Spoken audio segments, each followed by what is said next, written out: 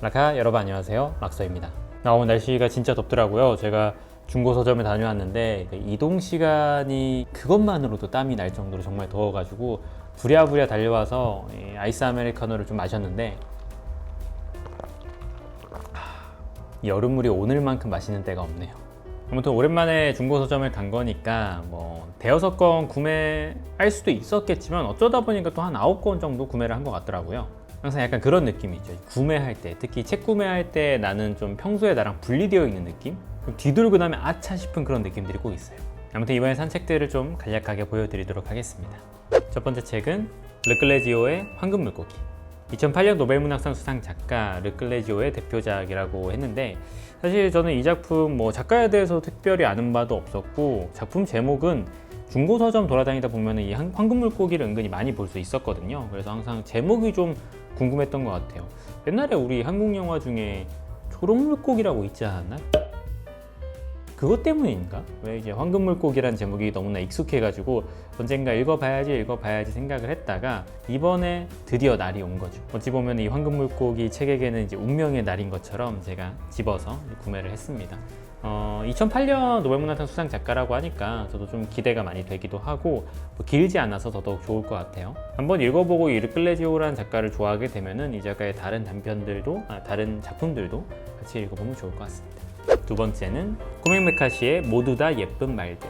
저는 사실 이렇게 옆면으로 제목만 봤을 때는 모두 다 예쁜 말들이라길래 그 말이 랭귀지인 줄 알았어요. 언어인 줄 알았는데 더 프리 홀스더라고요. 말, 진짜 그 뛰어다니는 말이더라고요. 코엑 메카시 작품 같은 경우는 제가 2권 정도 읽어봤는데 더로드랑 피피짜오선을 읽어봤던 것 같아요. 피피짜오선은 진짜 충격적이었고 더로드도 괜찮았던 작품이라서 메카시의 작품을 한번 더 읽어보자 라는 생각이 들어서 마침 제가 좋아하는 이 미음사 모던 클래식 시리즈이기도 해가지고 같이 구매를 해봤습니다. 참고로 이번에 구매할 때 특별히 가격을 보진 않았던 것 같아요. 왜냐면은 크게 신경 쓰지 않고 어차피 중고 서점이니까 라는 생각을 구매하기도 했었거든요.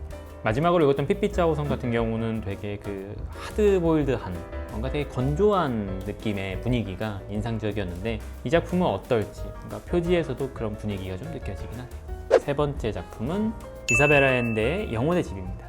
이사벨 아엔데 같은 경우는 많이 이름을 들어본 작가이기도 하고 저도 언젠가 읽어봐야지 생각을 참 많이 했던 작가예요. 마술적 리얼리즘으로 유명하기도 하고 마르케스 이야기도 같이 나오기도 하고 제가 또 마르케스 작품도 좋아하고 이 라틴 아메리카 쪽 남미 문학 쪽을 좋아하는 편이기도 해가지고 재밌게 읽지 않을까 라고 생각을 했었고 사실 이게 2권짜리다 보니까 좀 고민하긴 했어요. 장편이고 이걸 읽을 어떤 그 긴 템포가 나올까 고민을 했는데 그래요. 솔직히 말하면 제가 읽었던 책들 중에서 2권이 아니라 10권짜리인 것도 있었고 더 긴 작품들도 많았는데 이걸 못 읽을 게 또 뭐냐 라고 생각해서 마침 1, 2권이 있는 건 역시 또 이렇게 상태 좋은 건 역시 읽으라는 신호다 라는 생각이 들어가지고 이렇게 구매를 해보았습니다.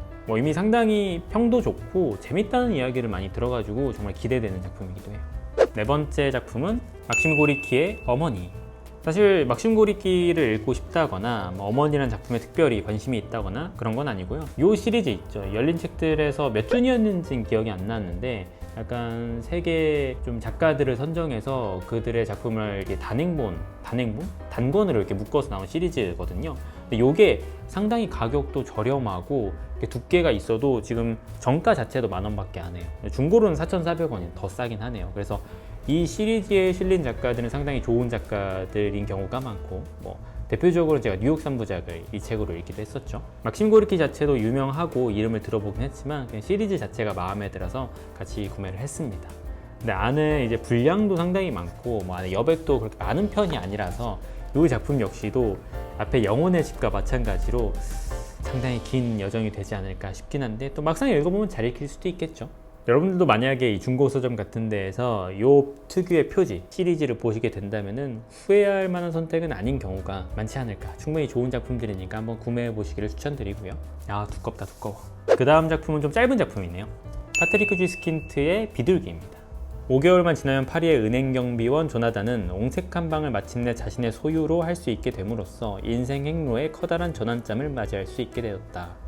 그러나 인생의 예정된 흐름은 어느 더운 1984년 8월 금요일 아침에 비둘기의 출현으로 갑작스럽게 심각한 난관에 봉착하게 된다. 물론 쥐스킨트 작품을 읽어보기도 했었고 최근에 뭐 루시니도 살짝 읽어보긴 했었는데 그냥 이 작품은 이렇게 분량이 좀 간결해가지고 제가 지금 고른 책들이 대부분 좀 길잖아요. 간결하게 읽어보면 좋겠다라고 생각해서 구매를 해봤고요. 원래는 뭐 어떤 책이었더라? 깊이 다른 8글자짜리 제목이 있었거든요. 뭐 존머시 이야기부터 몇 개의 시리즈가 있는데 그 중에서 고민하다가 이 비둘기를 한번 구매해 보았습니다. 짧으니까 이제 한 달에 독서에서 권수를 채워줄 수 있는 좋은 책이 아닐까 싶기도 하지만 짧다고 꼭 쉬운 건 아니긴 하거든요. 한번 잘 읽어보도록 하겠습니다.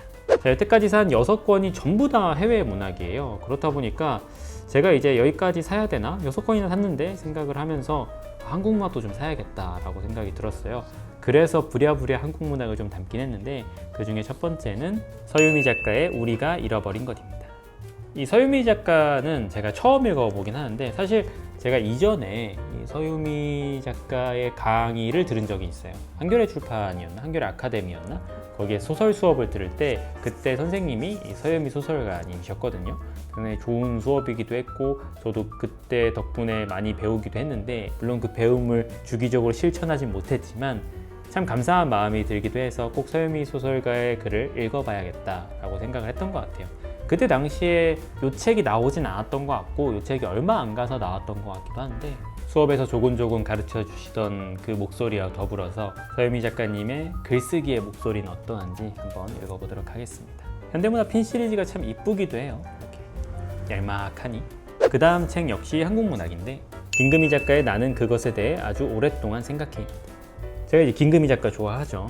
사실 오늘 산 한국 작가 작품이 이제 3권인데 좀 뭔가 죄송한 마음이 신간으로 사야지 작가분들에게 페이도 가고 이런 부분들이 있어서 중고로 산 게 좀 죄송하긴 하지만 뭔가 이대로 멈추기에 너무 해외 문학을 많이 샀다는 느낌이 들어가지고 한국 문학 사고 싶은 것들을 쭉 보다가 자꾸 눈에 걸려가지고 구매를 했습니다. 제가 김금희 작가 작품을 좋아하기도 하고 또 이게 짧은 소설이거든요. 되게 짧은 이야기들로 모여 있다는 걸로 알아요. 그래서 그 부분도 은근히 마음에 들어가지고 한번 읽어보면 좋지 않을까. 그리고 제가 매일 글쓰기를 할 동안 뭐 개인적인 글쓰기를 할 때 이렇게 짧은 소설들을 글쓰기 전에 살짝 읽어주면 도움이 되는 경우도 많아서 그런 부분을 기대하고 한번 구매해 보았습니다. 표지가 뭔가 상당히 나올 때도 느꼈지만 기분 좋아지는 표지예요. 되게 시원시원한 느낌이 되게 잘 읽어보겠습니다. 마지막으로 이 책을 샀는데요. 소유정 작가의 세계의 바늘입니다. 요거를 산 이유 같은 경우는 원래 제가 이전에 이 믿음사의 요 시리즈 약간 에세이 시리즈 같은데 문보영 작가의 일기시대를 너무나 재밌게 읽었던 기억이 나요. 그래서 어떤 책이 마음에 들면은 그 책이 속한 시리즈 자체도 마음에 들잖아요. 어쨌든 비슷한 맥락에서 보장되는 부분이 있지 않을까 싶어가지고 과거에 좋았던 기억을 바탕으로 한 번 더 이 시리즈를 사보고 싶은 생각이 들었습니다. 그래서 소유정 작가를 제가 알지는 못하고 특별히 이 작품에 대해 선지식은 없음에도 불구하고 원래는 그 옆에 있던 이제 시화산책이었나요? 한정원 작가였나? 시화산책이라는 작품이랑 좀 많이 고민을 하다가 마지막으로 이걸로 선택을 했습니다.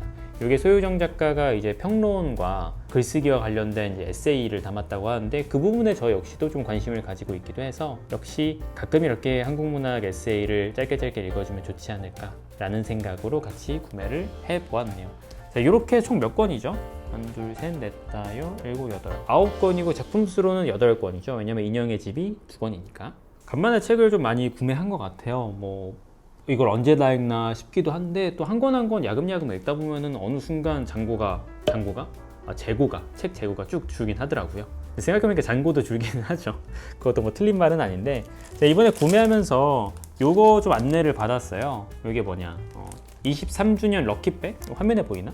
요걸 이제 구매하면은 중고 서점 이용할 때 15% 할인을 해준다고 하더라고요. 그래서 이번에 할인받은 게 약 8,000원 정도인데 이 럭키백 자체가 11,000원인가 그러니까 아직은 이득을 보진 못했지만 이게 내년 6월 30일까지 계속 할인을 받을 수 있다라고요. 최대 5만원까지인가?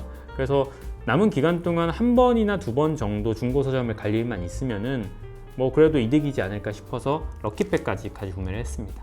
이게 사실 뭐 2가지가 있어서 앞에 다른 디자인이 하나 더 있었는데 뭐 뭔지 몰라서 그냥 그거 주세요 라고 해서 구매했는데 필기체라서 뭐라고 써 있는 건지 잘 모르겠습니다. 아무튼 이 럭키백까지 구매해서 이번에도 9권을 무겁게 구매를 해봤고요. 그러나 무겁게 구매했지만 좀 가벼운 마음으로 읽어보고 또 좋은 책들이 있으면 한 권 한 권 여러분들께 이야기해 드릴 수 있으면 좋을 것 같습니다. 여러분들이 이 중에 읽으신 작품이 있다거나 좀 관심 있는 작가가 있으면 또 댓글로 이야기해 주시면 저도 참고하면 될 것 같아요. 그런데 여름은 너무 더워가지고 당분간은 중고서점 안 갈 것 같고 이제 한 가을이나 겨울쯤에 한번 가면 어떨까 싶네요. 그러면 이번 중고서점 탐방기 그 결과물 하울까지 봐주셔서 감사하고 전 또 다음 책 추천이나 책 이야기 어떤 식으로든 문학과 관련된 이야기를 통해서 돌아오도록 하겠습니다. 봐주시느라 수고하셨고요. 다음번에 뵐게요. 막바 안녕.